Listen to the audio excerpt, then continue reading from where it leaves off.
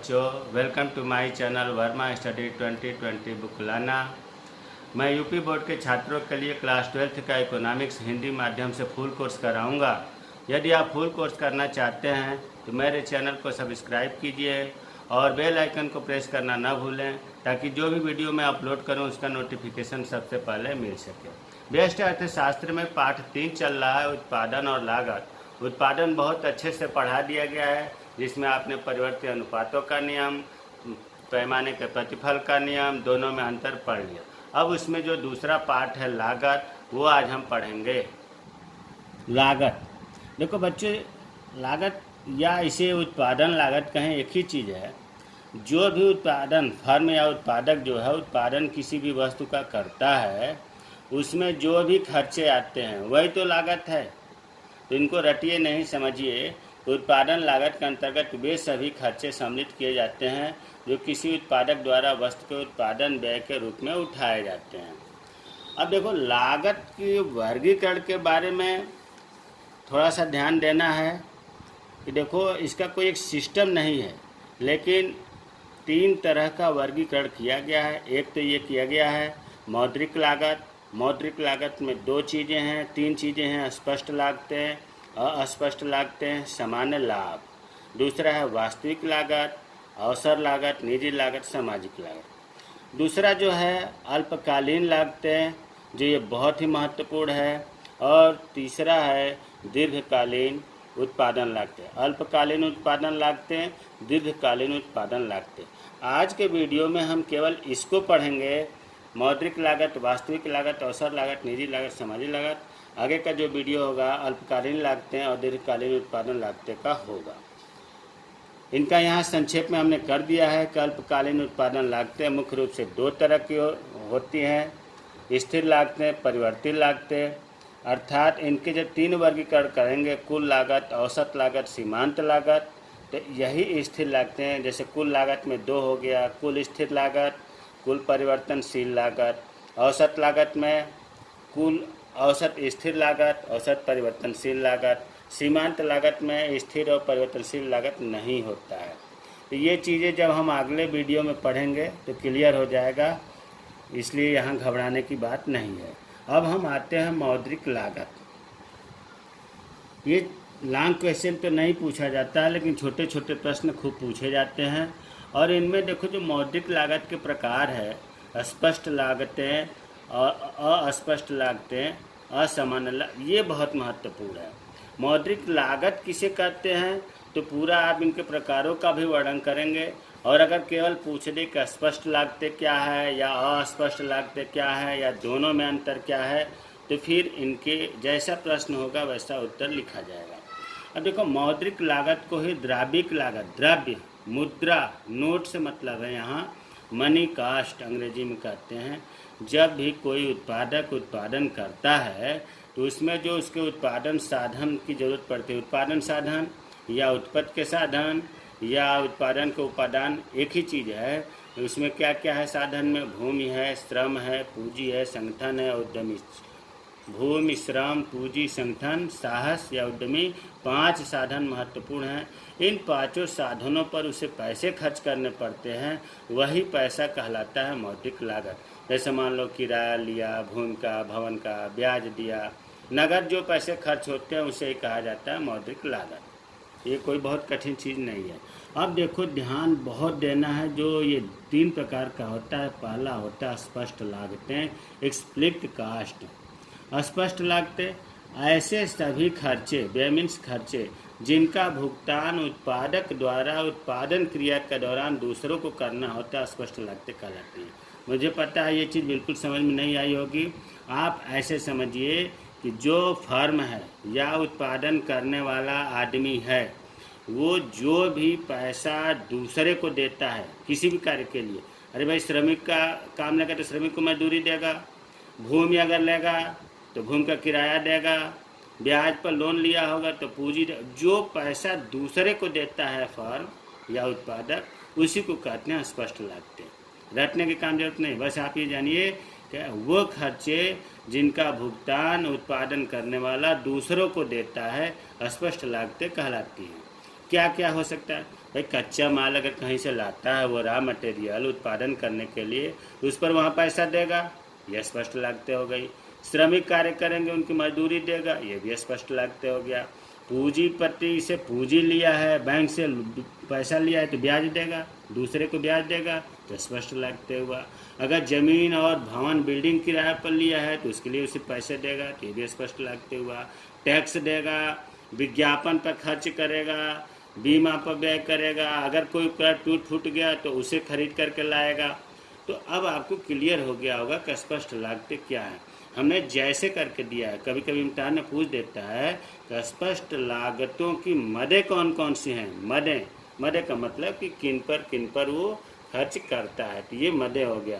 कच्चे माल पर व्यय 1, मजदूरी 2, ब्याज 3, भूमि किराया 4, कर 5, ये सब मदें।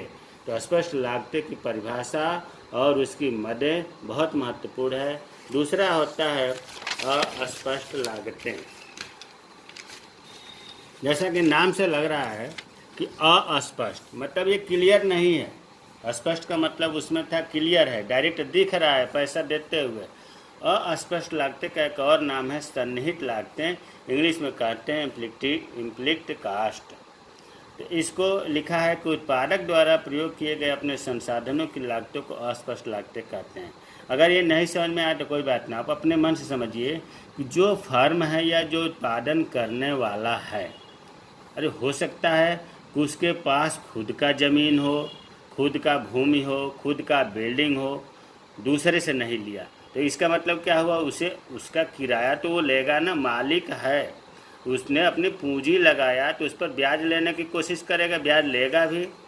तो जो चीज़ मालिक, यहाँ ध्यान रखो, फर्म या उत्पादन करने वाला जो अपना संसाधन लगाया है या अपने खुद काम कर रहा है, मान लो सीए का काम खुद कर रहा है तो सीए को वेतन नहीं देना पड़ रहा है, लेकिन सीए का वेतन खुद तो लेगा। अगर वो कोई इसमें सेवा कर रहा है तो उसके पैसे, तो सेवा दूसरे से करवाता तो पैसा देना पड़ता। तो जो मालिक खुद करता है या उसके जो संसाधन लगे हुए हैं उन पर जो लागत दूसरे को देता वो अपने लेगा, उसी को कहते हैं अस्पष्ट लागतें। इसमें क्या आता है, स्वयं उत्पादक द्वारा प्रदान की गई सेवा की मजदूरी, स्वपूंजी, अगर अपने पूंजी लगाया है, बैंक से नहीं लिया है, तो जो बैंक ब्याज लेता है वो अपने ब्याज लेगा। स्वभवन, अगर अपना बिल्डिंग लगाया है, अपने मैनेजमेंट कर रहा है, प्रबंधक नहीं रखा है तो अपने वेतन लेगा, अपना बिल्डिंग लगाया तो उसे किराया लगाया। अब हमें उम्मीद है कि आप लोगों को स्पष्ट लागतें और अस्पष्ट लागतें समझ में आ गया होगा। तीसरा है सामान्य लाभ। प्यारे बच्चों, लाभ जो है 2 तरह का होता है, 3 तरह का होता है। एक तो होता है असामान्य लाभ, मतलब बहुत अधिक लाभ। दूसरा होता है हानि, अर्थात घाटा हो गया। तीसरा जो है सामान्य लाभ। देखो, लाभ इसमें लिखा है, लेकिन ये ऐसी अवस्था है कि इसमें न लाभ होता है न हानि होता है। कुल मिलाकर के जितना लागत हुआ है उतना ही उत्पादन हुआ, ऐसी स्थिति को हम सामान्य लाभ कहते हैं। लाभ इसलिए कहते हैं कि पूंजी मतलब उत्पादक को हानि नहीं हुआ। ये परिभाषा देखिए, सामान्य लाभ वह न्यूनतम मात्रा है जो प्रत्येक स्थिति में उद्यमी को प्राप्त होनी चाहिए, अन्यथा वह उपयोग विशेष में कार्य नहीं करेगा।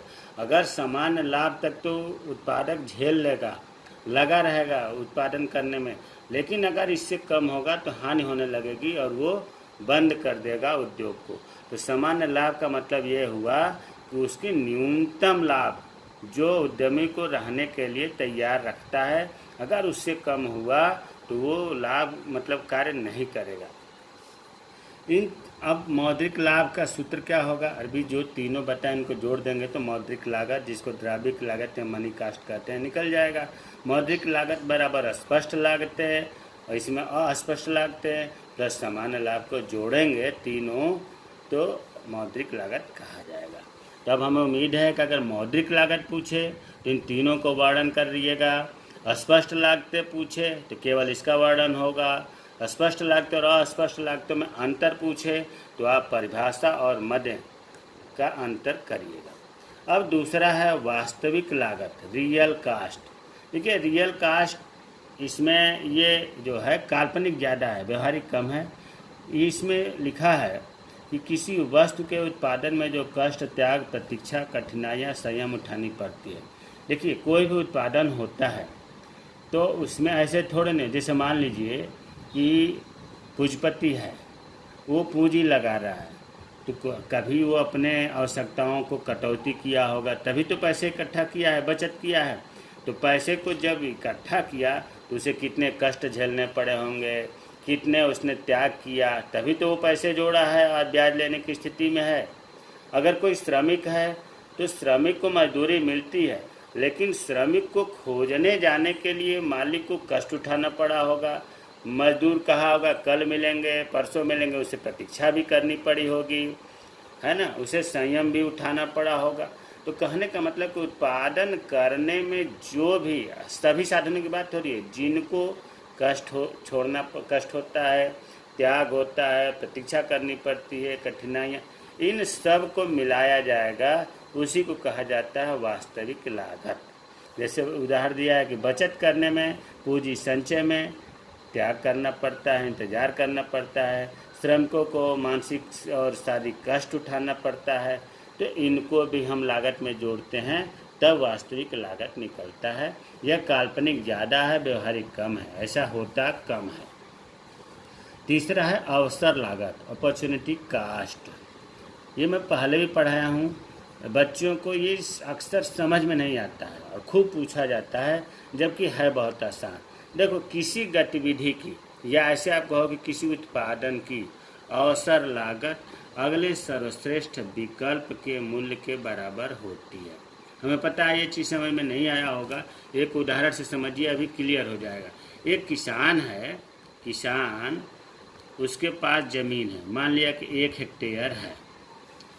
अब उस किसान को पता है कि अगर हम गेहूँ बोते हैं तो हमें 15,000 रुपये की आय होगी। ध्यान देना बच्चों, गेहूँ अगर हम बोते हैं उस खेत में तो 15,000 रुपये की आमदनी होगी, आय होगी। और अगर हम चावल बोते हैं तो 10,000 रुपये की होगी। अगर मक्का बोते हैं तो 8,000 रुपये की होगी। तो वो कौन सा बोना चाहेगा? वो तो यही बोना चाहेगा गेहूँ, क्योंकि उससे आय ज़्यादा उसे होगी। तो जब गेहूँ बोएगा तो अब गेहूँ के बाद उसके पास कौन कौन से विकल्प बचे थे, तो आप देखेंगे कि गेहूँ अगर बोता है तो इसके बाद विकल्प चावल और मक्का बचा था। अब ये पूछा जाए आपसे कि इन दोनों में कौन सर्वोत्तम विकल्प है, तो आप कहेंगे कि चावल है, क्योंकि चावल का 10,000 नंबर, दूसरे नंबर पर 10,000 आय है इसकी। तो यही चीज़ है कि गेहूँ अगर वो नहीं बोएगा तो चावल जो बोता, तो ये कहा जाएगा कि गेहूं का अवसर लागत इसके मूल्य के बराबर है। मतलब गेहूं का अवसर लागत, अगर गेहूं नहीं बोएगा तो फिर 10,000 रुपये उसके अवसर लागत है। वही चीज़ यहाँ लिखा है, देखो कि अगले सर्वश्रेष्ठ विकल्प के मूल्य के बराबर होती है। तो गेहूं का अवसर लागत 10,000 रुपये हो गया। कुल मिलाकर आप ऐसे समझिए कि जो दूसरे नंबर पर है उसका मूल्य जो है अवसर लागत के बराबर होता है। निजी लागत, नाम से ही लग रहा है, पर्सनल कास्ट। कोई भी आदमी अगर अपना व्यक्तिगत रूप से खर्च करता है उत्पादन करने के लिए तो उसे हम निजी लागत कहते हैं। अब आते हैं सामाजिक लागत, नाम से लग रहा है सोशल, सामाजिक कास्ट।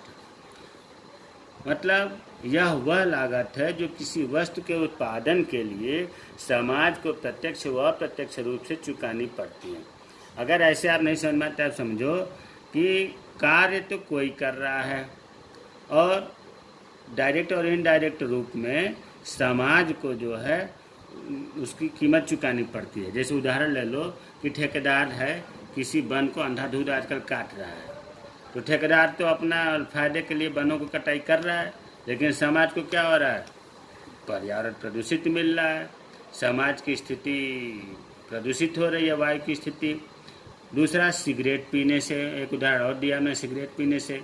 कोई व्यक्ति अगर सिगरेट पीता है तो जितना उसको नुकसान करता है उससे ज़्यादा नुकसान उसके निकाले गए धुआं के संपर्क में जो आता है उसे होता है।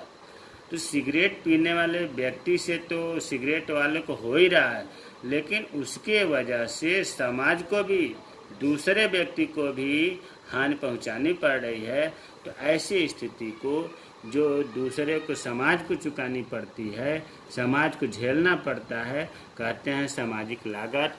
तो आज हम लोग जो पढ़े इसमें 5 तरह का लागत हम लोगों ने पढ़ा। मौद्रिक लागत, वास्तविक लागत, अवसर लागत, निजी लागत, सामाजिक लागत। प्यारे बच्चों, लागत बहुत महत्वपूर्ण है। नेक्स्ट वीडियो में अल्पकालीन लागतें बताया जाएगा। चैनल को सब्सक्राइब करना और लाइक करना ना भूलें, क्योंकि अगर आप चैनल को सब्सक्राइब करते हैं तो मैं मोटिवेट होता हूँ, अच्छा लगता है, अच्छे से अच्छे वीडियो बनाने के लिए मन करता है। जय हिंद, जय भारत।